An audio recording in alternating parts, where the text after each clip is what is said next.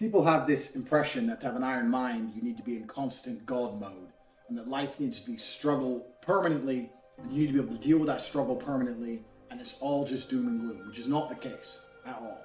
You need to have goals. You've created your enemy, you know who you're battling against, but life should be a happy experience. So making sure that completing your goals makes your life better and more positive, makes you feel more happy, is certainly going to encourage you to set larger goals and to complete them. So what I do when it comes to rewarding myself, because every single one of us needs to reward ourselves, is I very simply pin my rewards to an objective. So what people normally do is they go through life and they go, I feel like having an ice cream. And then they buy an ice cream. Then they eat the ice cream, the end. Even on such a small level, what they're saying is, I do what I want, I do what I feel like at the time. And I don't feel like I have to earn that treat, for example. So even on a very, very small level, let's say I'm walking down the street and I feel like having an ice cream. I will sit and think, I really want an ice cream, but I'm not going to have one. Tomorrow, I'm going to do X amount extra in the gym. I'm going to do an extra 100 burpees. I'm going to do an extra set of bench press, just one extra. And tomorrow afternoon, I'm going to have ice cream. And even something small like that, this is a genuine example.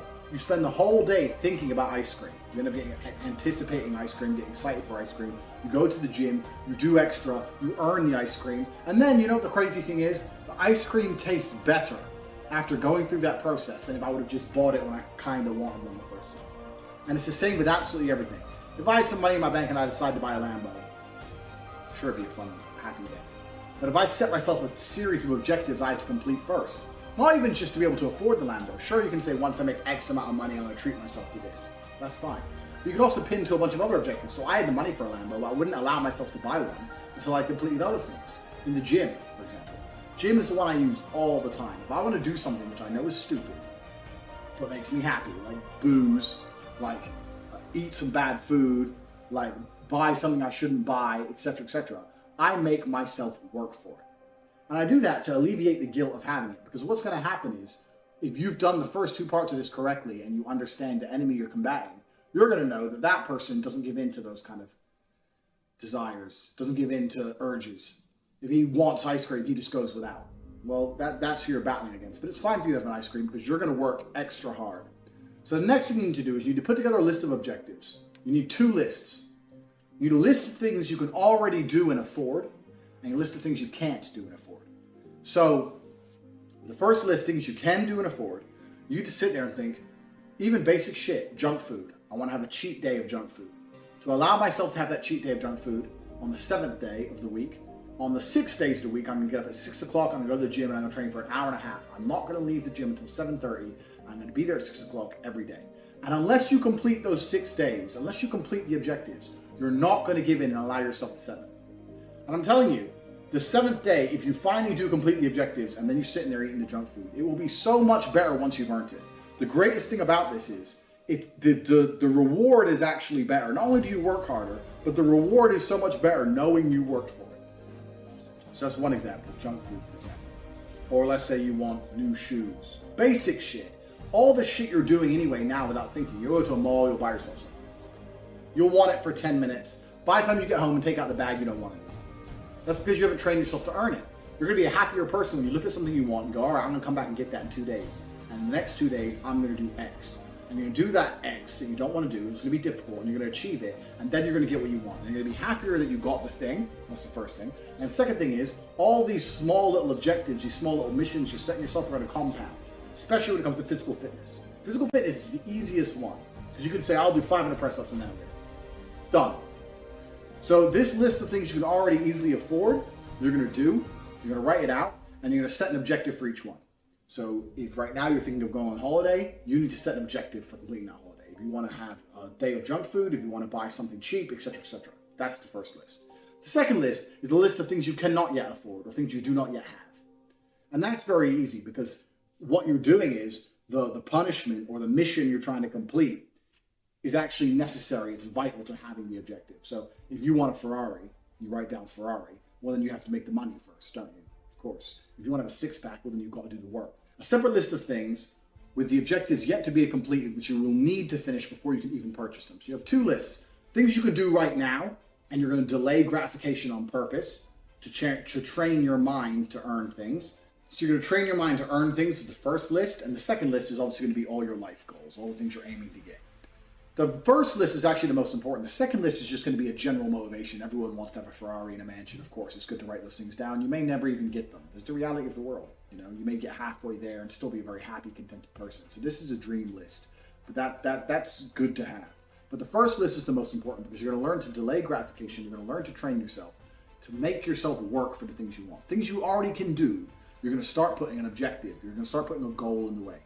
So people say to me often, oh, how do you find the motivation to do this? It's like, well, if I don't do that, I won't allow myself to do it. And why? How do you find the motivation to do X? If I don't do X, I won't allow myself to do Y. So for example, I train 7 days a week. Some days I wake up and I cannot be asked. I ache, I'm tired, I've got a super busy day, I don't want to go to the gym, my phone's already going off, I've got shit to do. But if I don't go to the gym, I will not allow myself to drive my fast cars, which I enjoy doing. And I've set that in stone. If I don't gym, I'm not driving the cars. So I'll end up, you know what, well, fuck it, the Lambo's looking nice, it's sunny. You have to learn to put objectives in the way of the things you want. And if you complete the objectives, then you can have them. Now, the most important thing about this list is also you need to write down all the times you fail. So let's say you've decided that on one of these days, I'm using very simple examples. You could think of the examples you do for yourself. You need to go through your life over the next couple of days and realize how often you actually give in to your impulses. You're driving, you see McDonald's, fuck it, I'll have McDonald's. You see junk food, fuck it. You see some shoes you want, fuck it. You're watching TV, you want to watch Game of Thrones, fuck it, fuck it, fuck it. You give in tons more than you realize. And if you actually be conscious about it, you'll realize, oh shit, I want to watch a new series of Game of Thrones. That's effectively wasting my time, purely for entertainment. If I'm going to do that, I need to do X amount of work first. So you can always find an objective. You can always find an objective to put in before. So it should be very easy for you over the next couple of days to look at all the times you give in to impulses and do things which your opponent wouldn't be doing. Your opponent would not waste time on Game of Thrones. He would not sit in a McDonald's drive-thru. He would not buy those shoes just for the sake of because he saw them and he liked them. So all the things your opponent wouldn't do, over the next couple of days you can write down. You need to set an objective in front of each one. And you also need to realize, and need to keep track of, how often you fail the objective. So let's say we've chose Game of Thrones. You want to watch Game of Thrones on Sunday. And you've decided you're going to go to the gym 6 days from Monday to Saturday, every single day, before you allow yourself to watch Game of Thrones. And for some reason on Thursday you fuck it up and you don't go. You need to write down next to that objective, yeah, I fucked up. You need to try the week after. If you give in and just watch Game of Thrones anyway, then everything's thrown out the window. But if you're truly listening to the first 2 lessons we've laid out, then you should feel too guilty to watch Game of Thrones. I couldn't sit there knowing I failed the task and give myself the reward. I wouldn't enjoy the reward. I'd feel genuinely guilty. Genuinely. If I was supposed to go to the gym and I didn't go to the gym and I had the ice cream anyway, I wouldn't enjoy the ice cream because I'd feel guilty. You have to learn to take yourself accountable and make yourself accountable. And if you make this list, set over the next couple of days, keep track of all the times you give in, put an objective in front of each one, and you shouldn't be able to give in and do these things because you should feel guilty if you don't complete the objective. Which means the only way to do it is to complete the objective. And before you know it, you're going to have a shitload more work done than you could have ever imagined. Especially when it comes to physical fitness, this is the easiest one. What will happen when you truly implement this mindset is you'll start, this is what will happen, this is what happened to me, you'll start realizing and you'll start noticing how much other people give in. So I'll be sitting there at dinner, and I'll eat my dinner. I'm so the person I'm with, and they'll go, oh, I want dessert. I want a diet. Ah, fuck it. Yeah, fuck it, dessert menu. And you'll start realizing how quickly and how easily other people give in to impulses. They'll be in the mall, they'll look at something, I want it, yeah, I'll buy it. Okay, yeah, fuck it. And you'll also notice how it doesn't fulfill them whatsoever. The first thing that happens when you take this step back and put these objectives in place is, 1, you notice how people give in so easily. And 2, you notice how much it doesn't actually fulfill them. They want the dessert, they eat the dessert. Are they happy afterwards? Are they smiling? Are they ecstatic? Or they feel the same as you do, except they've got a fucking stomach full of sugar and you don't. Most people, because they give into their impulses so easily, they're not even happy with them.